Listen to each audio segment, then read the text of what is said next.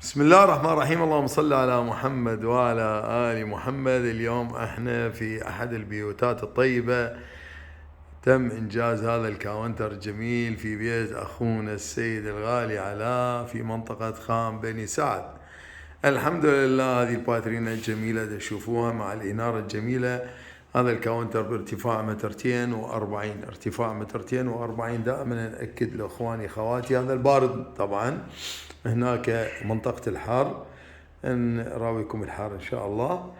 إخواني خواتي، هذا الكاونتر الجميل بهاي اللونين الجميلة كان من اختيار أخويا السيد علاء.